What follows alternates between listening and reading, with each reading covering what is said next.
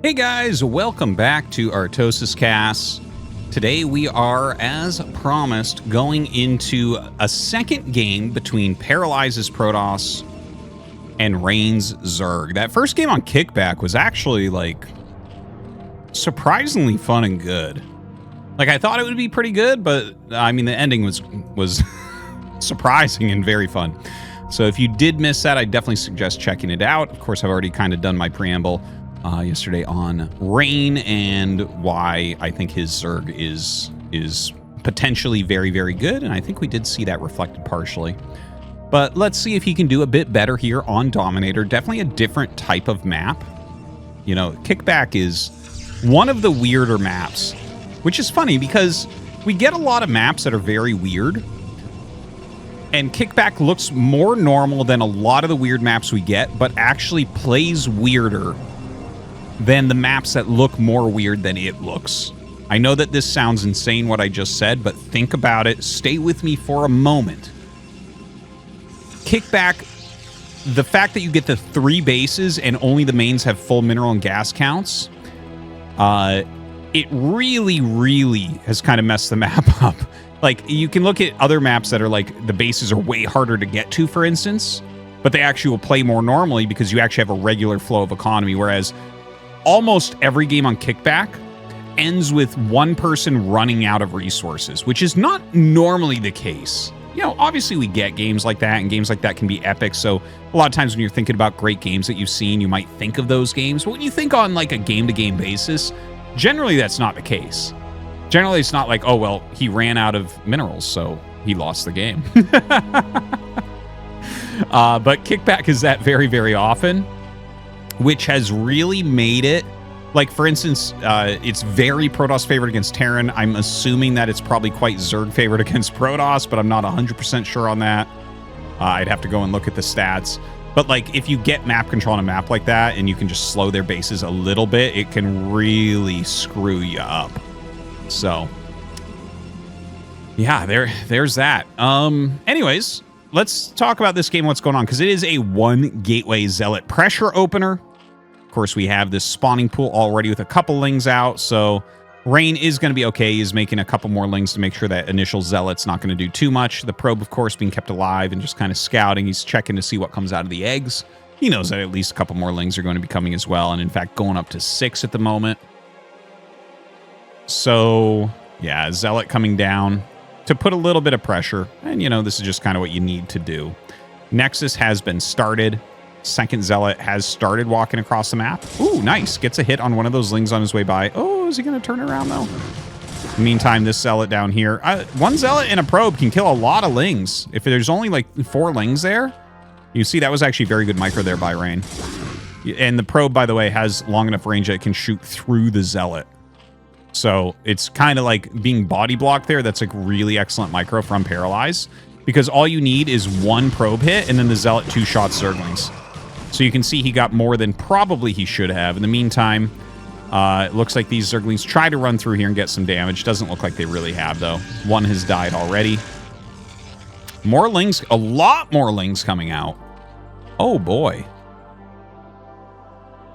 Doesn't even have a speed upgrade coming, but this is a ling bust he's going for. This is going to be a tricky one. Like, you're going to need a shield battery to hold this, I think. Yeah, that is a lot of Zerglings coming out of Rain. Just pulling the trigger on it so quickly. And I don't think he realizes... Oh, this Zealot just saw Zerglings running by, and Zerglings are getting up here. So I think he's going to realize that he needs a shield battery. Uh-oh. This might be a fast one. You know, Rain tried to play a macro game, and he lost, so he's like, I'll just make a bunch of slow Zerglings and kill you.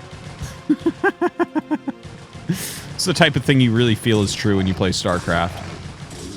All right, so this is actually very good positioning from Paralyze. Like, he made it like a maze of damage for the Zerglings to get through. That was really, really superbly done. His defense truly is God tier. In this matchup, like, we've seen Paralyze hold some crazy stuff, but the fact that he had it's like you could get to the Zealot technically, and he had like 9 probes dealing damage to lings non-stop there. Kind of wild. Now he's going to have the cannon coming up. There are more lings coming up, and Zergling speed is almost done. Oh, God. He needs this cannon to finish badly. Okay, he is going to get that cannon finish. Some lings are going to wiggle their way in, but he actually blocks really well there as well. With 4 Zerglings with speed coming up here, I wonder if you want to start a cannon. Because already they got 1 probe. Okay, that's a great drill by Paralyze. Ooh, ooh.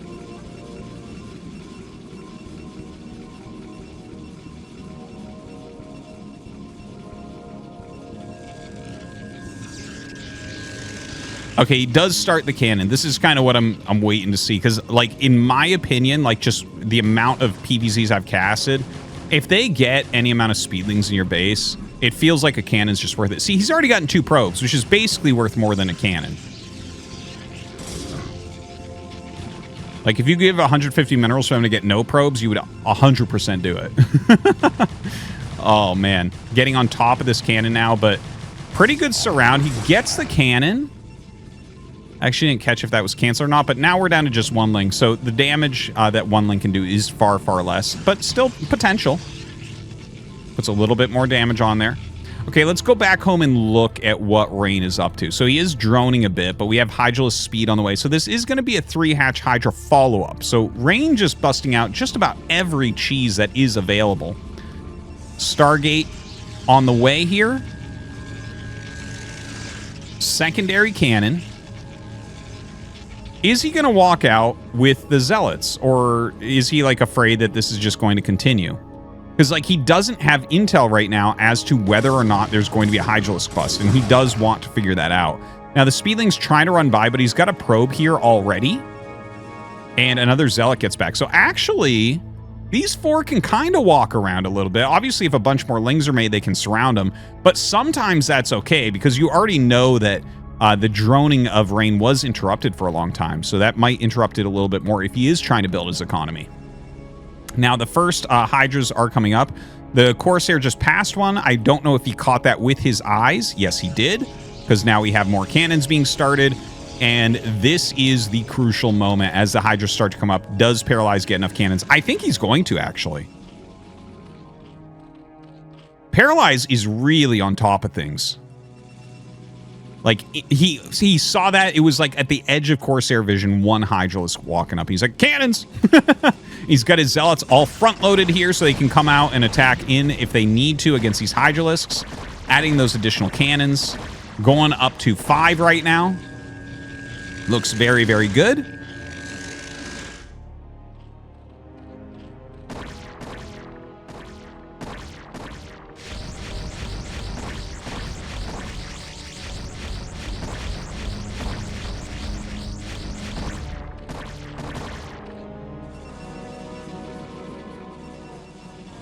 So it looks to me like he's, he's fine. He's trying to do some harassment, making some Hydras stay at home. It's not, well, it is a lot of Hydras here, but not enough to really break through this, I don't think.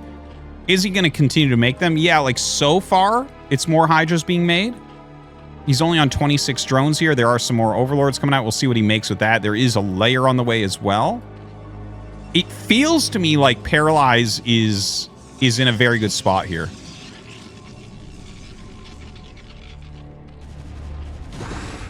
Okay, starts to attack in once again. Sacks his Zerglings to kill off a bunch of these Zealots in the front. Just going to kind of hold position here, very likely to try to kill the wall. Yeah, he is getting the Forge as well a little bit. Another cannon starts up. It is more Hydras being made. Okay, and now he's droning. Got to keep track of all of this with those Corsairs.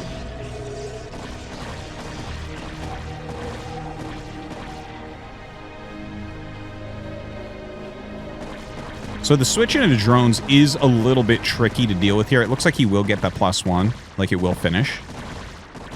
Just barely. You know, you never know exactly how far along that is. Well, maybe sometimes you do, but that does finish up. Like, if he knew it was just about to finish, I think you sacrifice 1 or 2 Hydras to target it down. Just run up, target, lose 1 or 2, back up. I would definitely say 1 or 2 Hydras is worth denying a +1 attack upgrade. Right at the last second as well. More gates being added. He does have that secondary forge going for that armor. We have speed for Overlords as well as the Lurker upgrade coming. He does, of course, already have range and speed for the Hydralisks. Plenty of hatcheries up. He's droned up to 41 in just a matter of seconds. It's an additional 15 drones over what he was originally attacking with. This is a lot of cannons, by the way. Like, this is just not something to attack anymore. But now it's all about Paralyze getting up to the army he needs to be able to push out and put Rain into a more difficult spot here. Because right now, sitting like this, Rain's very happy. He's happy to drone behind this, get his tech up a little bit as well. You notice he is starting to take out some of these cannons because he does need a more direct path out. You can't have bad pathing through here because it'll slow down your reinforcements. And of course, Dragoons just won't fit through there, so you do need to make sure you have a spot for them to go. And in fact, oh, 6 Ice Storm. Really good Ice Storm there. I was going to say, in fact, you probably want to take this one out too, because this will technically let a Dragoon out, but they're going to bump into each other and run around a lot here. So you really got to make sure that you have a smooth rally. Now, down come these Speed Zealots. They do catch 1 Hydra on the way out. Moving the Corsairs back to get this Overlord. He has just enough that this is like maybe a good fight, maybe not. Good micro there from Rain, though. Comes up with a Psy Storm. The Psy Storm actually gets mostly dodged, and the Zealots do continue to win this slightly. So Rain is going to go ahead and back up with these Hydras. Paralyze turns around, picks off a couple more there. Still a lot of Hydralisks on the way, and he does have those Lurkers. Do we have the Robo? There is the Robo. He did just start a Robo, but yeah, as the Lurkers burrow, it's like, well, how much more damage, or how much damage can he find at all? He hasn't found any damage as of yet. Does have a bunch of Psy Storms here, does have a bunch of cannons here. Zealots going into this third base. This is a good move from Paralyze here. See, this is where the +1+ speed really can pay off when they're in multiple locations trying to defend. So he comes up with a flank as well. It seems like there's enough Hydras. Those are great egg morphs. Look at that. Screwing up these Zealots so much in here.